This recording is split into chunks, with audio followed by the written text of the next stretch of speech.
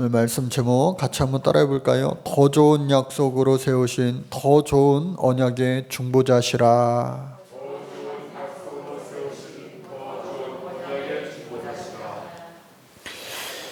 우리 예준이도 말씀 잘 들어봤으면 좋겠어요. 예준아, 저쪽으로 의자로 바꿔 앉으면 좋을 것 같은데. 그 맨 뒷자리로. 아니 저기 입구에. 거기. 목사님 눈을 잘 쳐다봤으면 좋겠어요.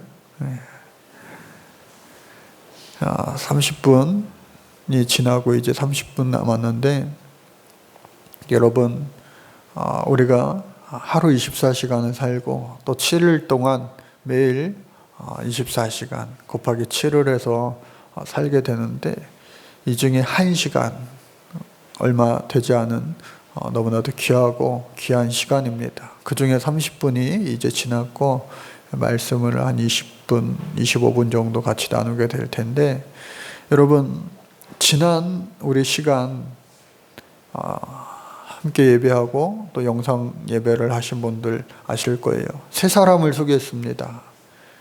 그 세 사람은 누구냐? 첫 번째 바로 믿음의 조상, 누구예요? 아브라함. 정말 우리가 믿음의 조상이라 불리울 만큼 손색이 없고 부족함이 없는 훌륭한 분입니다. 그런데 그 아브라함도 역시나 마찬가지로 저와 여러분들처럼 우리 사람인지라 정말로 하나님 앞에 똑같은 실수를 2번씩이나 반복하여 하나님 앞에 책망받은 그러한 사람이었어요. 저와 여러분들 다 여기 집사님, 권사님 거룩하게 은혜롭게 이렇게 앉아 계신데, 또 저 또한 마찬가지지만 얼마나 우리가 죄와 허물이 많습니까? 그런데 그 죄와 허물을 다 긍휼히 여겨주셔서 오늘 예배자로, 거룩한 예배자로 우리를 하나님께서 맞이하여 주신 줄로 믿습니다. 그런 우리들에게 하나님은 믿음의 조상 아브라함같이 하라, 그리고 축복해 주셨어요. 그리고 너는 내 백성이라, 약속이라고 하는 이 언약 백성이라고 하는 축복을 주셨어요.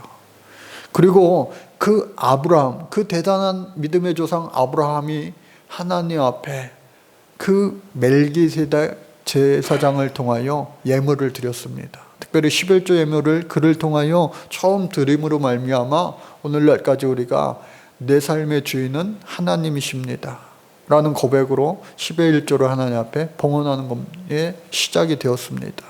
그러니까 우리가 10분의 1을 하나님 앞에 올려드린다는 것, 이게 당연하게 여겨지는 분들도 있겠지만 그 자체가 얼마나 귀한 믿음의 고백인지 몰라요.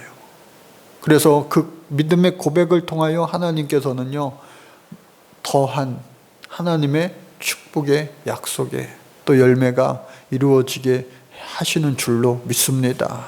그래서 오늘 그 멜기세덱을 지나서 예수님, 지난 시간 예수님에 대해서도 말씀을 해주셨는데, 그 예수님이 다시 한번 오늘 주인공으로 등장하게 되는 겁니다. 그래서 오늘 8장 1절의 말씀을 보니까 지금 우리가 하는 말의 요점은 이러한 대제사장이 우리에게 있다는 것이라, 그는 하늘에서 지극히 크신 이의 보좌 우편에 앉으셨다라고 예수님을 소개하는 겁니다.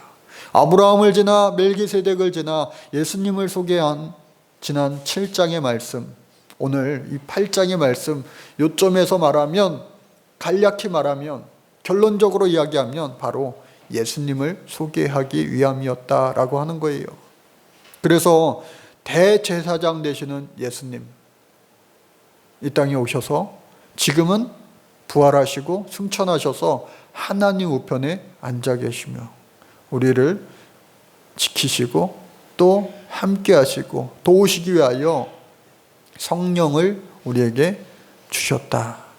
그런데 성소와 참 장막에서 섬기는 이시라. 여러분, 모세의 시대 때는요, 하나님께서 성막, 회막, 장막이라고 하는 것을 허락해 주셔서 비슷비슷하지만 약간의 차이가 있습니다. 간략하게 하면 장막은 사람들이 거주하는 그런 의미가 크고요. 성막은 하나님 앞에 제사하는 의미가 큽니다.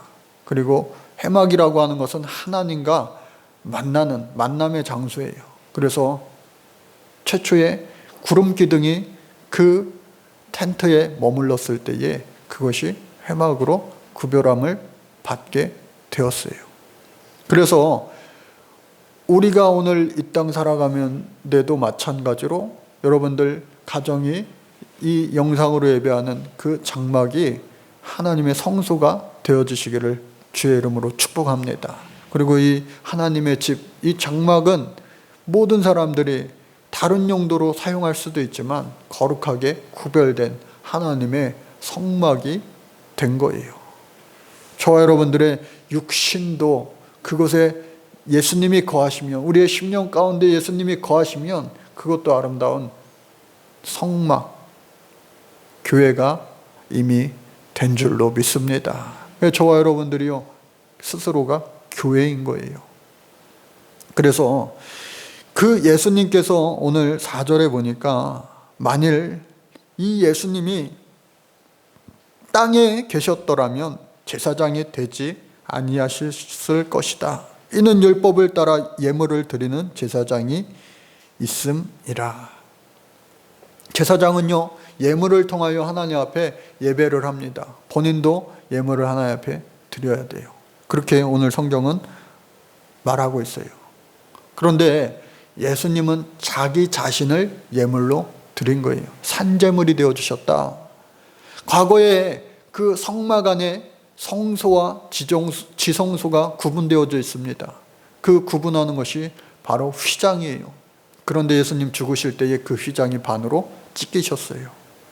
즉 예수님의 육신이 휘장을 의미하여 그 찢기실 때에 동시에 성소 안에 있던 휘장도 찢기셨어요.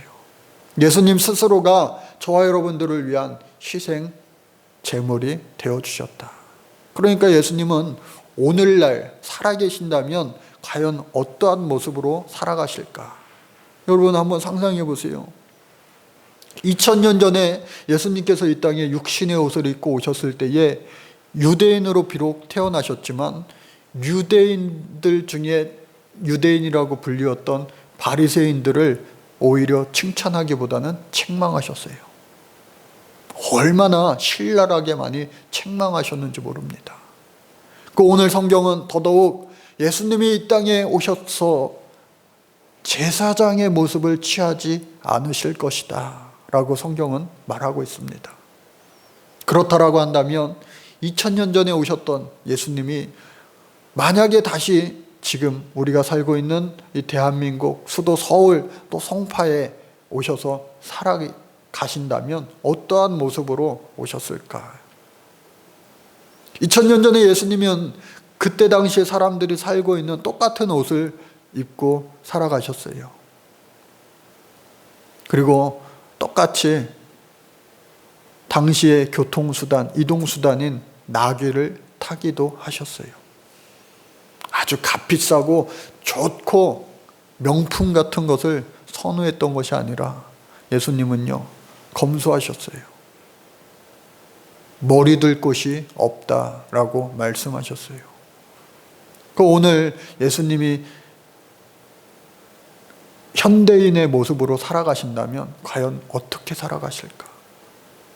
외모는 어떠실 것이며 또 말투는 어떠실 것이며 그들의 손과 발이 행하는 것이 어떠실 것이며 오늘 분명 성경 말씀에 보니까 예수님이 오늘 이 시대에 나타나셨으면 유명한 부흥사가 되셨을까?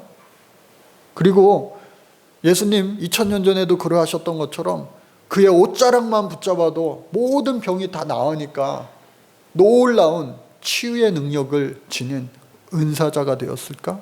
은사의 사역자가 되셨을까? 또 깊은 진리를 전하는 그 말씀 사역자가 되셨을까? 그러나 우리가 예수님을 생각해 보면 그 누구도 말 걸어주지 않는 사마리아의 우물가의 여인을 찾아가셔서 위로해 주시고 또 그의 뒤틀린 인생을 깨끗하게 치유해 주시고 또 뿐만 아니라 당시의 모든 사람들이 도망가는, 외면하는, 심지어 가족들마저도 버리고 외면하는 문둥병 환자를 향하여 예수님 찾아가셔서 그들을 고쳐주셨어요. 가장 낮고 낮은 자들을 향하여 예수님은 거침없이 나아가셨고 또 세상의 부귀영화를 즐기며 자신만을 위하여 끝없이 욕망을 가지고 살아가는 사람들은 예수님께서 책망하셨어요.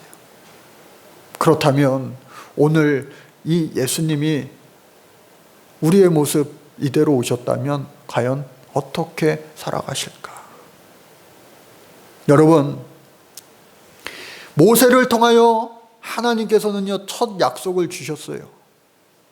물론 그 이전에 아브라함을 통하여 너는 내 백성이 되리라, 번성의 축복을 주시고요 또 많은 언약 백성이 되리라, 너는 내 백성이라 라고 하는 선택받음의 축복을 주셨어요.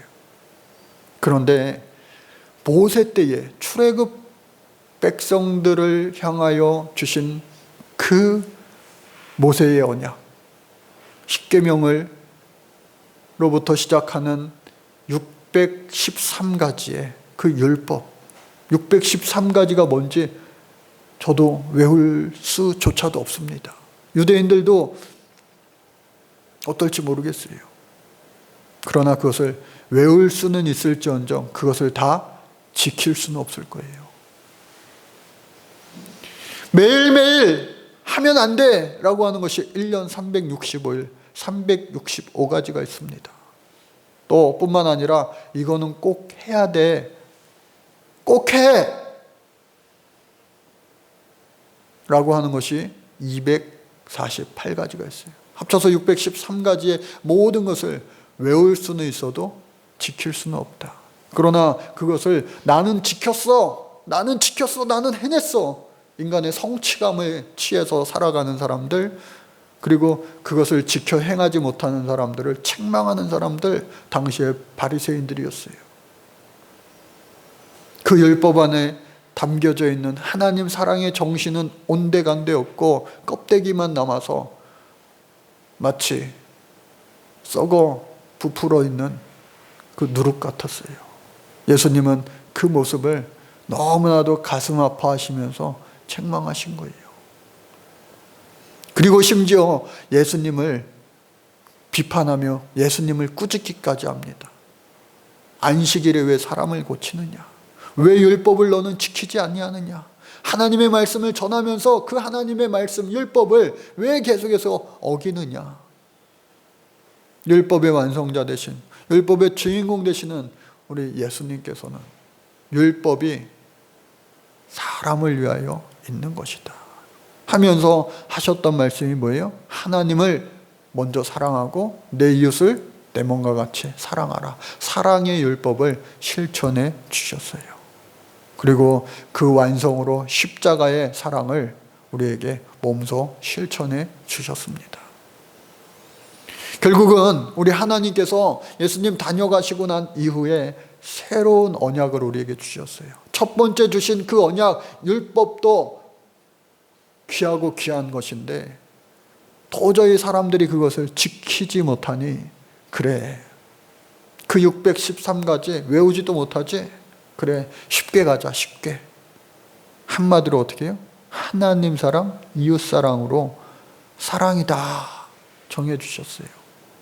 그리고 여태까지 너희들 잘못한 거, 율법을 통하여 계속해서 너희들의 죄가가 드러난 거 다 없던 걸로 해줄게, 용서해 줄게. 할렐루야. 모든 죄를 다 용서해 주시고 그 긍휼하심으로 말미암아 새로운 새 언약을 우리에게 주신 거예요. 그 새 언약으로 말미암아 저와 여러분들은 다시금 우리의 모든 죄는 다 사하여지고 하나님의 백성이 되었다라고 하는 거예요. 그래서 12절 말씀에 보니까 내가 그들의 불의를 긍휼히 여기고 그들의 죄를 다시 기억하지 아니하리라. 여러분, 저와 여러분들은요 이미 예수님을 알고 있는 자들이에요. 그리고 예수님을 믿는 자들이에요. 그리고 여러분 여기 계신 분들 보니까 대부분이 귀한 하나님의 직분을 얻은 자들입니다. 6절 말씀해 보세요. 이제 그는 더 아름다운 직분을 얻으셨으니 그는 더 좋은 약속으로 세우신 더 좋은 언약의 중보자시라. 우리도 직분이 있지만 우리 예수님도 더 아름다운 직분을 얻으셨다라고 하는 거예요. 그 직분 뭐예요? 부활의 주님이라고 하는 직분. 대속의 주님이라고 하는 직분. 엄청난, 그 누구도 감히 흉내낼 수 없는 그 직분을 얻게 된 거예요. 그래서 그 예수님께서 저와 여러분들에게 말씀하십니다. 오늘 말씀의 제목이죠. 더 좋은 약속으로 세우신 더 좋은 언약의 중보자가 저와 여러분들에게 믿기만 하면 되어주신다. 여러분, 하나님이 저와 여러분들의 아버지가 되어주셨어요. 보호자가 되어주셨어요. 구세주가 되어주셨어요. 창조주가 되어주셨어요. 우리는 이 사실을 이미 다 잘 알고 있습니다. 믿음으로 고백했기에 여기 하나님의 아들이 되셨고 하나님의 딸들이 되셨어요. 그런데 오늘 이 아침, 부활절 2주를 맞이하는 이 아침, 그리고 우리가 1월 달서부터 지금 이 코로나로 인하여 어렵게 힘들게 우리의 모든 활동을 좁히고 계속하고 있는 이때에 한 100일 정도 되는 이 시점에 오늘 이 아침에 어쩌면 하나님께서 저와 여러분들에게 주시는 귀한 현실에 원하시는 말씀인 것 같아요. 그동안 우리가 하나님의 아들로 하나님의 딸들로 살았노라고 이야기하지만 여전히 하나님의 뜻이 아닌 나의 뜻대로 살던 모습들이 얼마나 많이 있습니까?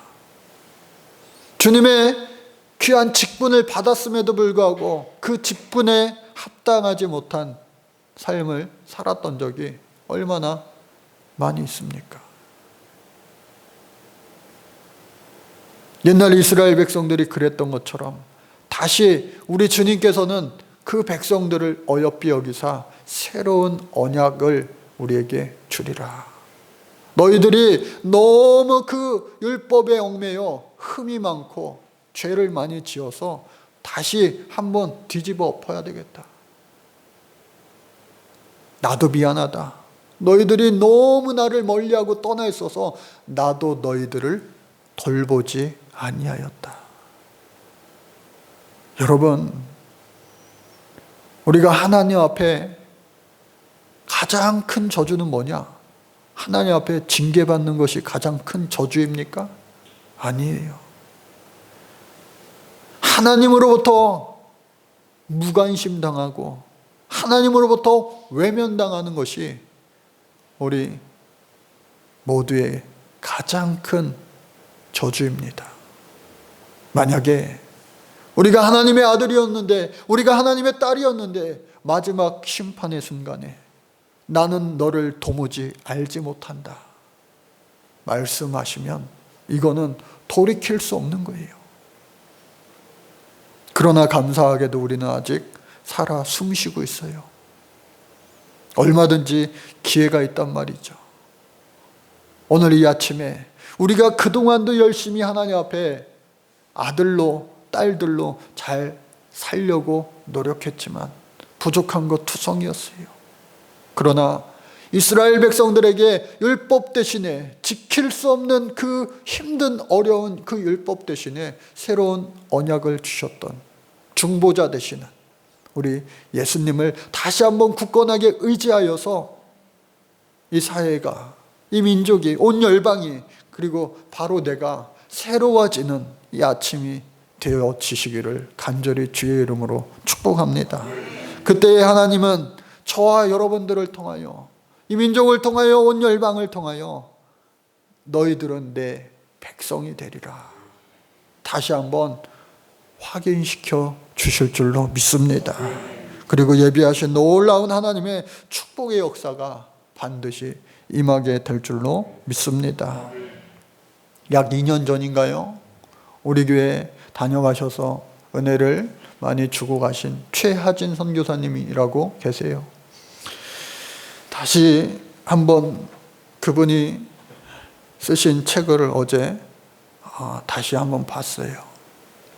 내 인생을 주님께 걸어라 라고 하는 제목의 책인데, 그는 본래 저 과학의 도시 대전 대적과학연구소 연구원이었어요. 카이스트 대학에서 이미 박사학위를 다 하고 이제 촉망되는 과학자였어요.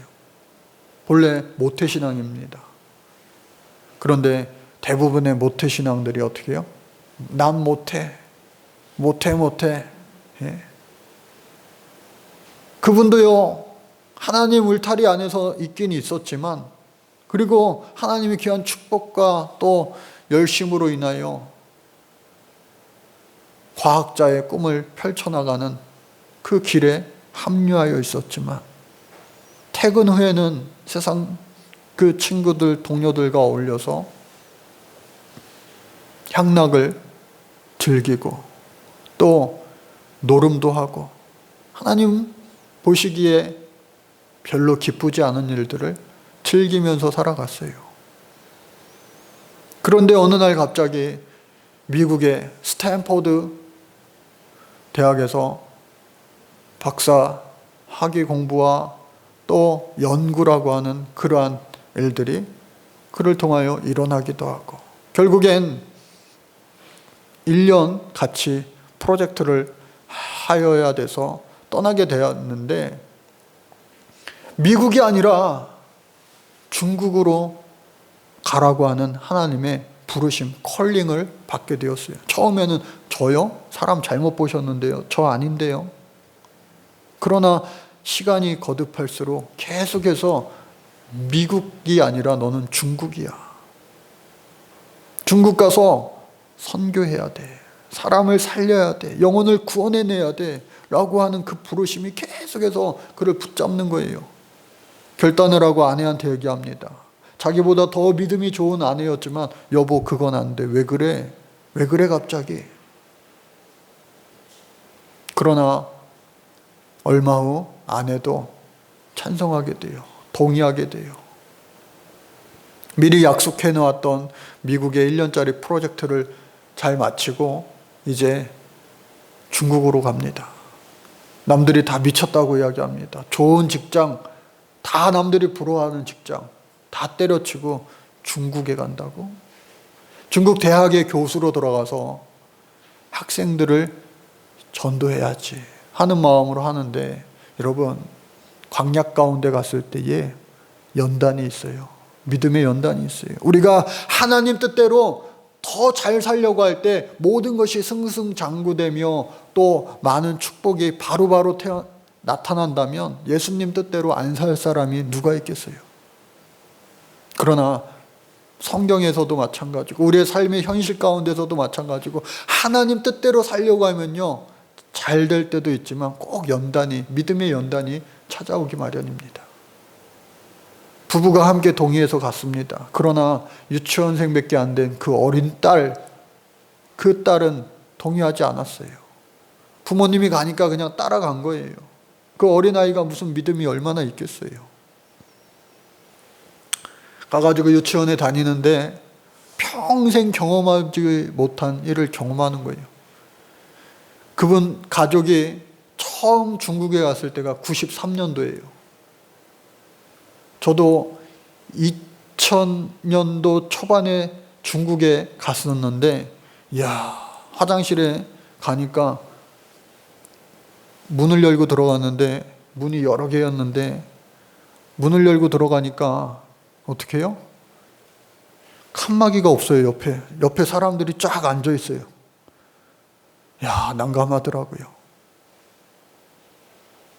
그보다도 더 앞선 93년도에 중국에 온 가족이 갔는데, 이 딸이 유치원에 갔는데 유치원의 화장실이 옛날 우리 시골집 변소,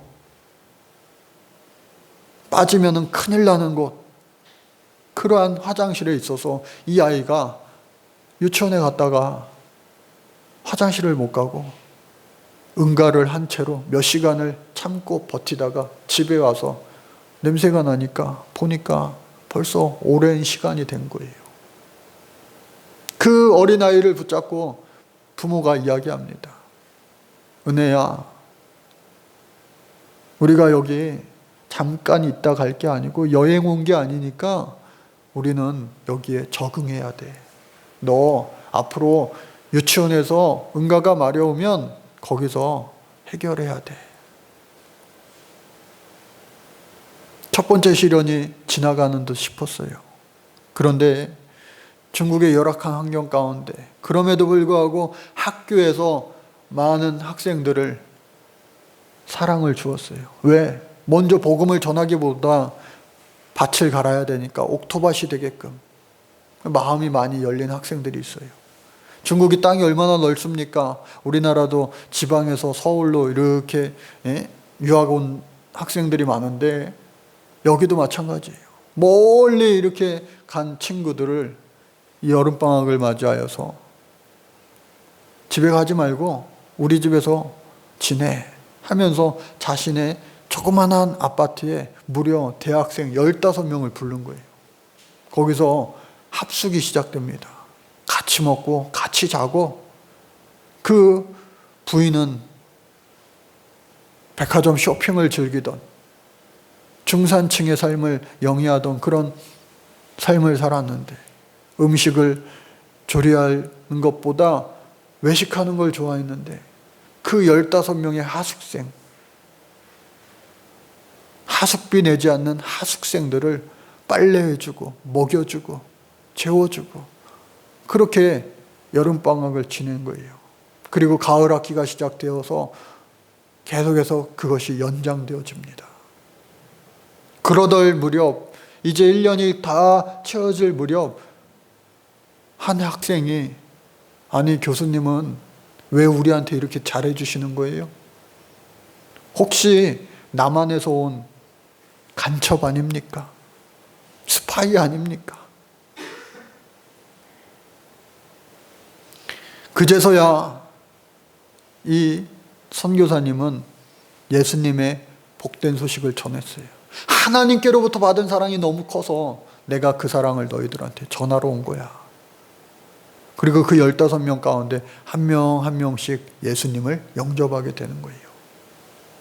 그동안 이 공산주의에 물들었던 그 견고한, 그리고 과학을 공부하는 그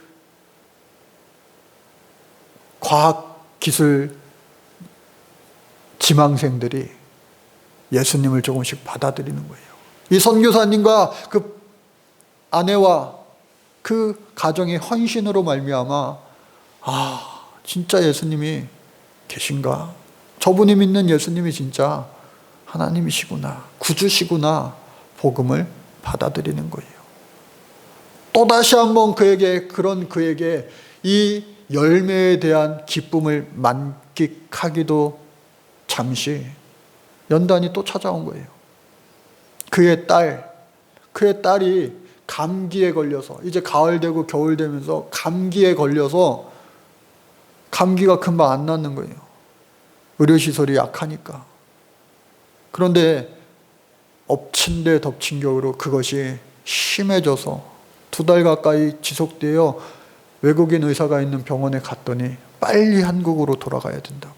이 아이가 이러다가 죽을 수도 있다고, 폐렴이라고, 심각한 폐렴 증세를 보이니까 빨리 한국 가서 치료받으라고. 결국엔 자신의 딸을 위하여 이제 1년에 그 열매가 막 맺히기 시작하는 그 사역을 이제 중단하고 비행기를 타고 한국으로 옵니다. 다시 돌아와야지. 아니야. 1년 했으면 하나님도 인정해 주시지 않을까? 내가 모든 것을 다 버리고 왔는데, 스탠퍼드를 버리고 왔는데, 좋은 직장을 버리고 왔는데, 1년의 시간을 다 투자했는데, 우리 부부가 정말로 최선을 다했는데, 그러나 그 모든 것들이 자신의 생각이었다는 것을 고백하는 거예요. 그래, 내가 이만큼 했으면 됐지. 그것도 내 삶을 내 것이라고 주장하는 거였구나 하면서 다시금 깨닫게 되면서 딸의 치료를 은혜 가운데 마치고, 또 그들이 떠날 때에 그 학생들이 써주었던 편지들을 비행기 안에서 또 한국에서 다시 보면서, 그래, 하나님이, 예수님이 얼마나 이 영혼들을 나보다 더 기뻐하실까 하면서 그 딸의 치료를 마치고 그 가족이 다시 또 중국으로 돌아가서 선교를 이어왔는데, 최초에 한 3년만 하면 되겠지 했던 그것이 이제는 1, 2년 모자란, 93년도니까 지금 2000년도니까 몇 년 모자란 30년이 돼가고 있습니다. 우리 교회에 오셔서도 수많은 간증을 하셨는데, 그 수많은 간증 열매가 있기까지 얼마나 연단의 시간이 있었는지 또 우리는 잘 압니다. 오늘 저와 여러분들, 이 아침에 우리 주님께서 여러분들 모두에게, 또 저에게 우리 주님은 물어보세요. 지금까지 너희들이 내 아들로 내 딸로 잘 살아왔는데, 그럼에도 불구하고 흠이 많았기에, 부족했기에, 그리고 나는 온전히 주님의 것입니다 고백하지 못하고 여전히 내 것을 주장하는 그러한 모습이기에, 다시 한번 우리 주님은 저와 여러분들을 부르고 계세요. 나와 너가 새 언약을 다시 한번 맺어보지 않을래? 그동안에 너가 잘못되고 잘 안 되고 했던 그 모습들을 나는 지켜보고 있었어. 이스라엘 백성들을 내버려 두었던 나의 모습도 분명히 있었단다. 그렇다라고 한다면 지금 이 순간부터 너와 내가 다시 새 언약을 맺어보지 않을래?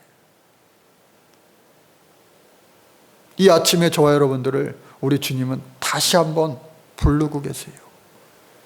이미 우리 모두가 예수님이 어떠한 분이심을 잘 알고 하나님이 어떠한 분이심을 이미 잘 알고 있는데,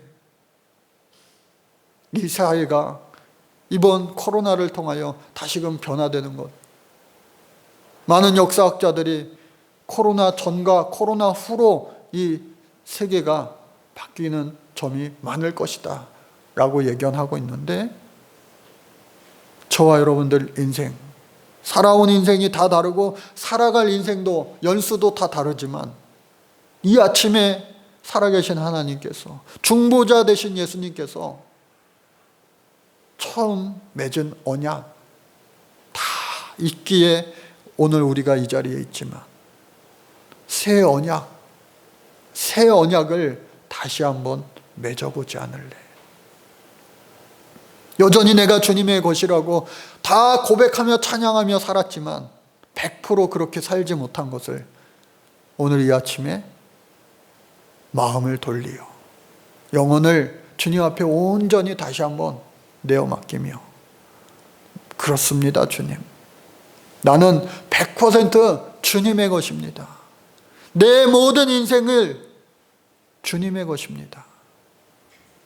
주님이 그렇게 대답을 듣기 원하시는 그 주님 앞에 저와 여러분들 아멘으로 화답할 수 있는 믿음의 고백이 이 아침에 생겨날 수 있기를, 그리고 그 고백으로 인하여 지금까지의 인생과 지금 이후에 우리의 인생이 달라질 텐데, 그 두 번째 새 언약을 주시는 하나님께서 뭐라고 말씀하십니까? 내가 너희들의 불의를 긍휼히 여기고 지금까지 모든 허물과 죄를 다 용서해 주시고 너희들의 죄를 다시 기억하지 아니하리라. 너희들은 내 백성이 자녀가 되리라. 여러분, 우리가 그리스도인으로 살아왔지만 다시 한번 이 시대에 꼭 필요한 하나님 원하시는 진짜 그리스도인으로